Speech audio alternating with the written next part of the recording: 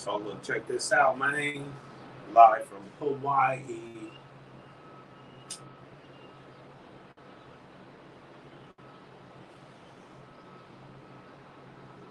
And you are tuned in to Supreme TV. Check this out though, man. I'm gonna get into this real quick, man, before I get on my little escapades for the day, you feel me? I did want to holler at this from a real standpoint of a real one. You feel me? I want to touch bases about that Wack situation. You feel me? How the Wack 100 shit going, and just how I feel about it, man. This is my take on it. And I see Nina Boy. Shout out Nina Boy. You know what I mean? And shout out We As Gang, man. That's one of my favorite channels to watch. I watch a lot of the channels and check out a lot of the people, man. So I just wanted to, man, give a 1,000% shout out to them dudes, man, out there doing they one too, man. But you know, is Nina Boy right, man? I believe so. You know, what I think that a lot of people need to reach into when it's dealing with Wack 100 is COINTELPRO, along with the 6ix9ine dude, along with Hassan Cambell too, you know, as well. You know, and the reason why I say that is because if y'all really don't see the big play here, it's a huge play going on.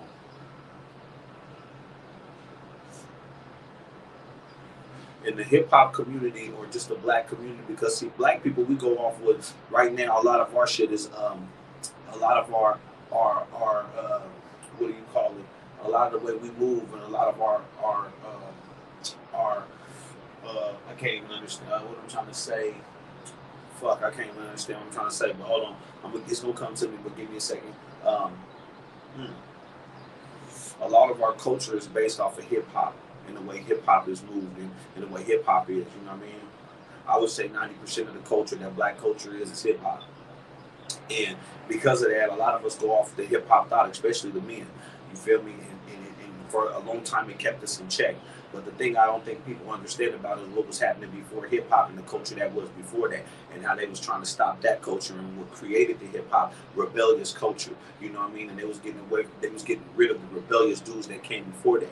And so now what they're doing is integrating the LGBT community, and they're integrating the rap community into the hip hop culture community, you know what I'm saying? And they're trying to get us to believe that that's the way things is going. But like I said, I just want to know, in my opinion, I think that Nina Boy is right. I do believe that Wack is the police, and that he's either CIA, an informant, or he's something, but he's definitely a compromised individual within the black community for sure. In my opinion, I've said this from day one. This ain't something new. I actually did a video before about this, so y'all go check that out about COINTEL and hip hop and how these rappers is dying and things like that. You know what I'm saying? But for sure, I believe that Wack 100 is. I believe it. You know, I'm not. Let me say this. This is just my belief. I'm not putting nothing on that man because I don't know for sure, but I believe it. That's just what I'm saying. I believe it. I believe dude is some kind of COINTELPRO or something like that. And I believe that they created that to control hip hop and control the people in hip hop. And I believe that we got to be careful, definitely, who we allow to speak up for us and to dangle little wins in front of us, you know, and who we deal with, because I feel like that's exactly what Nina Boy was saying. What dude does is he dangles in front of the young generation. You know, he can get them in the door in the industry, and a lot of people want to be in the rap industry. Like I said, a lot of you know, the kings of the black men is in the rap industry. Unfortunately, that's kind of what we look at, even though a lot of that shit is 1,000% fake in WWF. You know what I mean? But that's just, you know, what I believe it is. You feel me? But do I believe that Wack 100 and that Wack is a federal informant? Absolutely. Do I believe Hassan Cambell is a compromised federal informant? I absolutely do. And I'm gonna tell you the reason why I think this, because I hear these dudes constantly get on here and talk about how. I just heard Hassan Cambell talking about he got 2 bodies and this and that, and you know, I don't know if he did time behind these bodies, but I just heard this dude say that Bambaataa was his driver in a body. And in my personal opinion, the way that I heard of Hassan Cambell was him talking about him being molested by African Bambaataa. But it's more sounding like the more he talks that was his boyfriend, and that he got away from him, and that they got away from each other, being each other's boyfriend, or whatever the fuck happened with them. Because if you go on murders with this dude and you riding in it and you ain't murdering him, and this the dude who supposedly was taking your manhood and molesting you and things like that. I just don't understand that as a man. You feel me? And that's a nigga from the hood as well. You feel me? But like I said, me just being me. That's me. On the flip side of that, what I would say, you feel me, is that the way that these dudes operate, the kind of conversations they have on Clubhouse, and just the way they move, I just don't, for me, it ain't conducive to what we call real nigga. And people always be like, man, well, what's a real nigga? Man, look, this is my definition. A nigga from the hood with some integrity about what he's a part of. You feel me? If you're a part of the streets, man, you gotta have some integrity about that. Don't be ratting. Don't be telling no motherfuckers. Don't be backdooring your partners and doing slick shit. And that's have some integrity. You know what I mean? Don't be talking foul on your people. Don't be getting at their broads and things like that. That's having some integrity. If you in any kind of game you in, you feel me? Whatever you choose to be in, have some integrity. But you coming from the streets, being a real nigga, you a gang member, nigga, be a real nigga. Stand on your principles of what you're supposed to. You know what I mean? And I don't see a lot of people doing that. And so I just see that they for a street nigga, to be parading around a rat like 6ix9ine, you know what I'm saying, and saying this dude is the king of New York, and I see him with some young street niggas, and man, y'all out there spinning the New York young niggas, and then you back over here on the West Coast trying to spin our young niggas, you know what I'm saying? And between him and I see a lot of people that I question what is their motives within our people. You feel me? Adam 22 is another one. I watch Adam 22. I'm glad that he employs black people. You feel me? I think that that's dope. But I still think that this is people coming into our culture and taking it, and they're putting a magnifying glass on our culture, and blowing it up for the rest of the world. And they get millions off of us, man. They're making millions off of our young niggas killing each other and doing shit that, man, so in my opinion, man, we got to be a lot more careful. And shout out Nina Boy for putting it on the table, because I believe what he was saying, man. I believe that boy Wack has a lot of people up under him that is hopeless, man, and he's taking advantage of the hopeless. But I believe that the people that's funding him, and this is why I believe that he's the police, and why I believe that because this is corporations giving that dude money. And if y'all understand, man, these corporations are not on the sides of young black men. So if a corporation is giving you money, it's certain things you just can't say. So you can't get on Clubhouse talking about you're going to kill somebody, or do what you're going to do to this person, or what you're going to do to that person, because a corporation will pull your motherfucking shit. Y'all see how fast everybody jumped off of the baby when he said the shit he said at Rolling Loud. You know what I mean? See how they backed up off him about that Rolling Loud comment, and it wasn't even directed like that. You see how they just did your boy Dave Chappelle. So my thing is this, man. What is giving these dudes the freedom? Because it ain't hip hop. Because if it was hip hop, they would have let the baby get away with what he said. So it's not the fact that they in rap music and all that. Nah, that's not what it is. It's the fact that they pushing a narrative, and they creating confusion, and they create more problems. You know what I'm saying? And I believe that's what this dude's getting paid for.